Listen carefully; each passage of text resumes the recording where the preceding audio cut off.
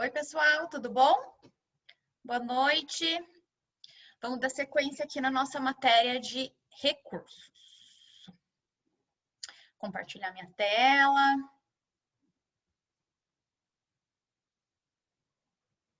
Bom, efeitos dos recursos, né?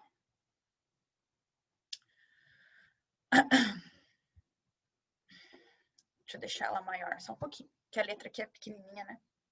Ó, bom, aqui não tem muita diferença do que processo civil, né?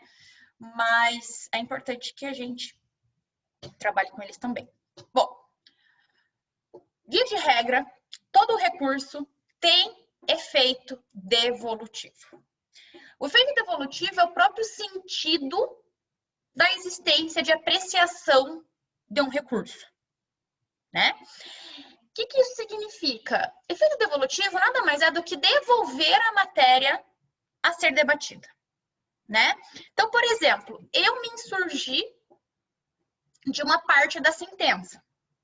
Eu me insurgi, por exemplo, no que tange a um aspecto da dosimetria da pena, né? Eu discordei, por exemplo, da pena base, dos aspectos que foram fixados da pena base, vamos imaginar. E apenas essa parte que eu me insurgi da sentença. Então, eu não estou ali discutindo se fez ou se não fez. Eu quero que a minha pena base, por exemplo, seja fixada no patamar mínimo. Porque vamos supor que ela foi fixada lá em algo bem acima do mínimo. Então, a apreciação do tribunal ad quem vai ser o quê? A parte que eu recorri. O tribunal ad quem não vai analisar aquilo que eu não pus como objeto da minha insurgência. Então, o efeito devolutivo vai limitar o conhecimento do órgão superior àquilo que eu estou me insurgindo. Então, o efeito devolutivo é o mais importante de todos, porque ele visa traçar o quê? A apreciação ao objeto impugnado na decisão recorrida, tá? Então, o tribunal ad quem vai se limitar a apreciar a matéria impugnada. Se ele vai além do que isso, é uma decisão nula. Ele não pode ir além. Tem alguma discussão aí, e já tem um entendimento quase que consolidado, que entende que o tribunal, né, ad quem, ou a instância, enfim, ad quem, ela, embora se limite ao objeto da insurgência, então, por exemplo, eu me insurgi contra essa parte específica da dosimetria da pena, não me insurgi com mais nada.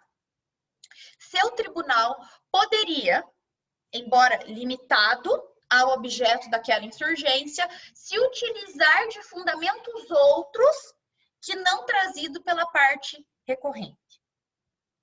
Então, havia uma discussão. Ora, o órgão julgador, ele tem a livre apreciação motivada. Mas a gente se limita ao objeto da nossa insurgência. E a discussão era, pode o tribunal, pode o órgão hierarquicamente superior utilizar-se de fundamentos não trazido na petição, não trazido no recurso? Poderia? Então, tem entendimento baseado no na livre motivação, né? Livre convencimento motivado, que o julgador pode, embora restrito ao objeto da minha insurgência, utilizar-se de fundamentos outros. Só que aqui deve ser analisado com muito cuidado e casuisticamente. Muitas vezes, o julgador ele pode estar indo muito além ao objeto da minha insurgência quando ele vai muito longe dos seus fundamentos, né? Então, por exemplo, vamos imaginar, eu limitei a minha insurgência, vamos supor que o próprio Ministério Público também limitou-se a sua insurgência à parte da dosimetria da pena, no que tange a pena base. Por exemplo, o Ministério Público disse que a pena base deveria ser fixada bem acima do mínimo. e a defesa falou, não, deve se fixar no mínimo.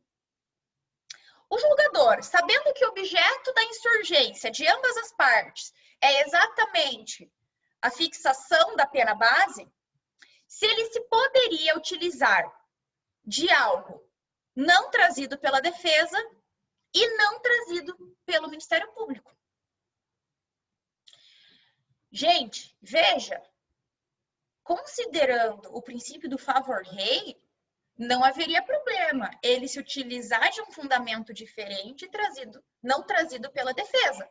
Porém, para acatar a insurgência defensiva. Então, ele não utilizou do fundamento que a defesa disse. Ele não foi exatamente aquele fundamento, mas mesmo assim, ele deu provimento ao recurso da defesa. Ao meu ver, não haveria nenhum prejuízo. O mesmo não sei se pode ser válido no que tange ao recurso da MP. Veja, se o MP vai lá e diz que é em razão de que o acusado se utilizou-se de elementos além da gravidade abstrata do delito, mas ele se utilizou de elementos que vão além por exemplo, o modo como o crime foi realizado realmente extrapolou a normalidade, os limites de normalidade, então foi uma conduta extremamente grave, extremamente lesiva, né? Que ele se utilizou-se além disso, e esse foi o fundamento do Ministério Público. Se o juiz vai lá e não acata isso, mas cria um outro fundamento para aí prejudicar o acusado, ao meu ver, isso vai além. Ao meu ver, isso viola a presunção de inocência e princípio do favor rei. Porque nós temos a possibilidade, a defesa tem a possibilidade de ter o seu recurso acatado por um fundamento diverso, caso, lógico, beneficie o acusado. Agora, se for para prejudicar o acusado, algo que nem o órgão acusador dispõe, aí é meio complicado. Eu não concordo, tá? Mas não existiria uma limitação quanto a isso, né? Então, a jurisprudência ela vai dizer assim, que o julgador deve se limitar ao objeto da insurgência. Sim, mas pode se utilizar de fundamentos próprios, né? Então, só peço um cuidado para que isso não seja levado de uma maneira leviana, né? De uma maneira aí sem limites, tá? Bom, efeito suspensivo. Efeito suspensivo é exatamente que você impede que aquela decisão surta efeitos, né? Então, a aplicação do efeito suspensivo visa limitar a eficácia da decisão recorrida, né? Então, enquanto não houver o trânsito em julgado daquela decisão, aquela decisão fica parada. Ela existe no mundo jurídico, mas não possui eficácia, tá? Efeito suspensivo. E o efeito suspensivo, ele se inicia no momento em que a decisão é publicada, e não quando interposto o recurso. Então, por exemplo, se é da sentença, se cabe apelação, né? Enquanto não transitar em julgado essa decisão, via de regra, ela não surtiria efeitos, né? Tá?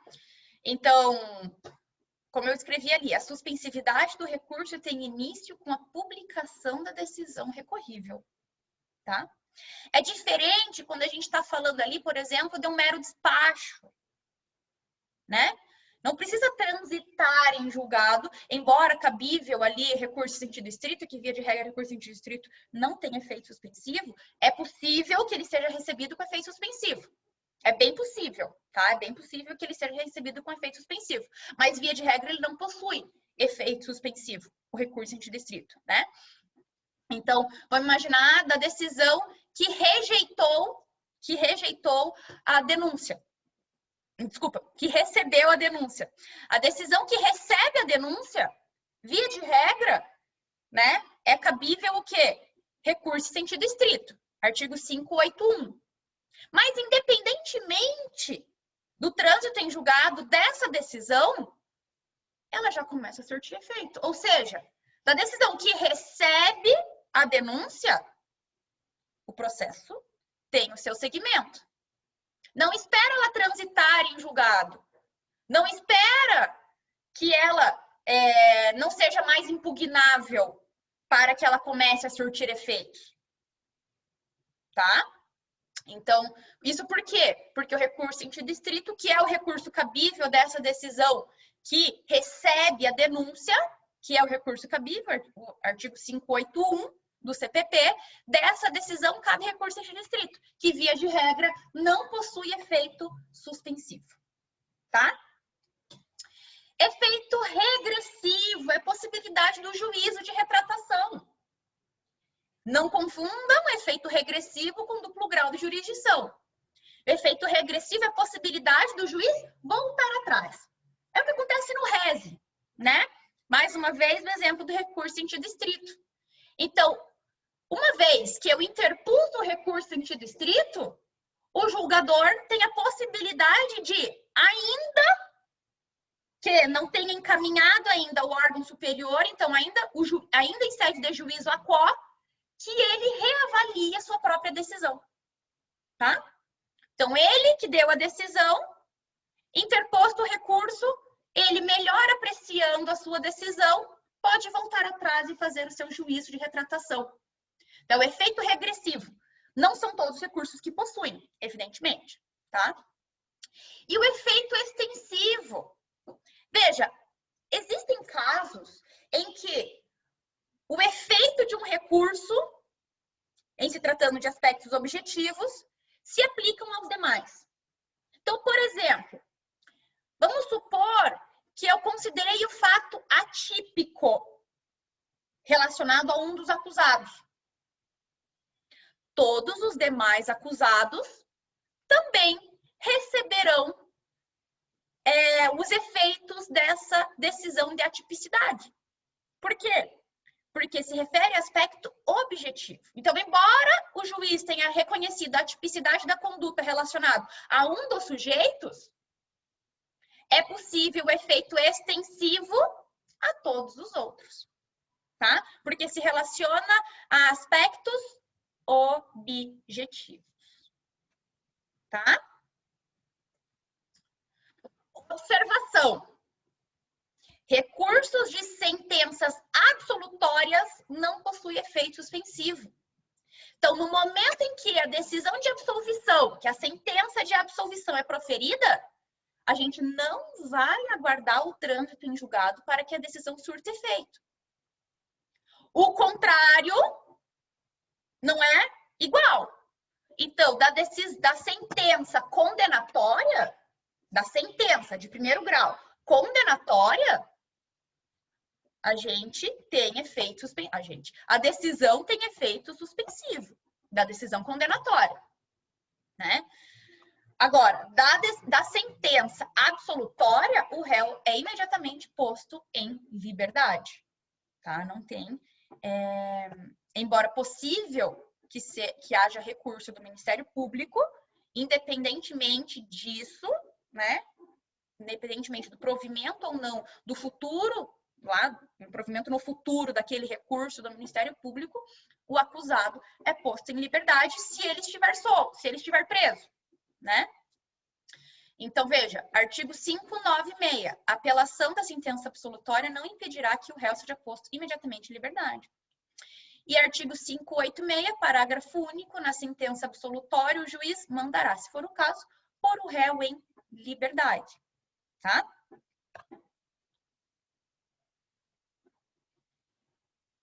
Isso, evidentemente, cabe aqui a gente brigar e discutir, mas isso é melhor para uma aula online, que a gente discuta a questão do efeito suspensivo ou não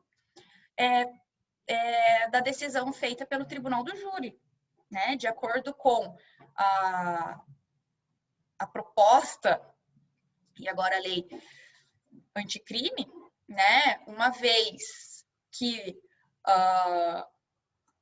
o corpo de jurados decidem pela condenação ou absolvição, enfim, na absolvição já é passível que não tenha efeito suspensivo, mas que já existe aquela condenação, aquele juízo de censura feito pelo corpo de jurados, se já era possível a execução, né? Ou seja, em primeiro grau, daquela sentença, né? Mas isso eu quero que vocês deem uma lida, tá? Para que a gente converse aí online, ao vivo, pessoalmente. Tá bom? Próxima matéria é sobre o juízo de admissibilidade, para não ficar uma salada de frutas. Vou encerrar aqui, tá bom? Beijo, gente. Amor, eu pedi comida, tá? Para levar na mãe, porque